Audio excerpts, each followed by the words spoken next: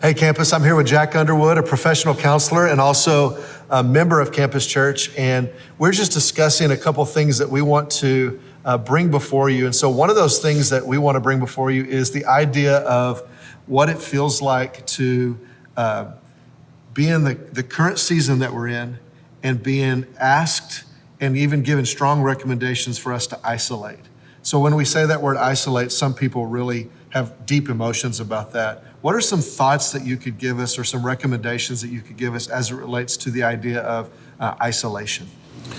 This is a really interesting topic in my perspective because when you're looking at this theme, you're really looking at two concepts. You're looking at isolation versus socializing.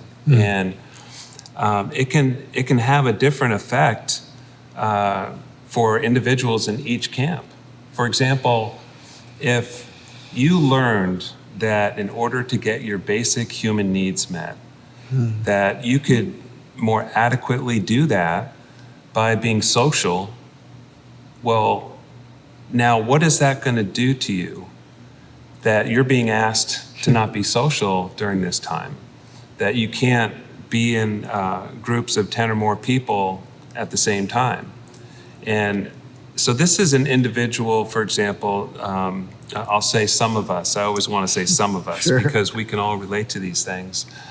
But if there's a certain type of anxiety that comes for someone who must, and that's a key word, must be social in order to feel okay, this can be a very troubling time for that individual.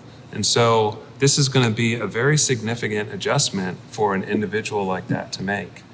On the other hand, someone who tends to isolate, that also becomes a very interesting idea. Isolation, in a certain respect, could be considered, in a certain degree, synonymous with depression. That when we're depressed, we tend to isolate more often.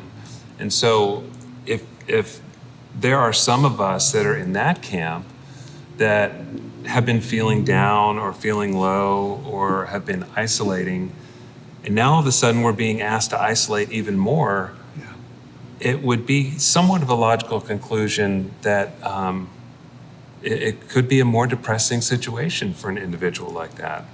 So this is just something to really keep in mind, that we want to engage. We want to be connected. We want to be reaching out to each other.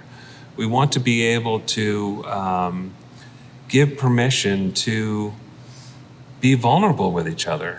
That's something that we hear all the time from our pastor, Dusty, that here at campus, it's okay, and God is asking us, and God is producing a safe place where we can be vulnerable here. So I want to just encourage you guys to, if you're in the isolation camp, to reach out to some people.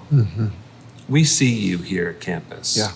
Our pastor sees you, our executive pastor sees you, everyone on staff sees you. The elders see you, members of the congregation see you. I'm also part of the community that sees you. And it's okay to not feel certain in this time. So reach out and be dialoguing. We're in a wonderful age of technology, so leverage that technology so that you don't have to go through these things alone.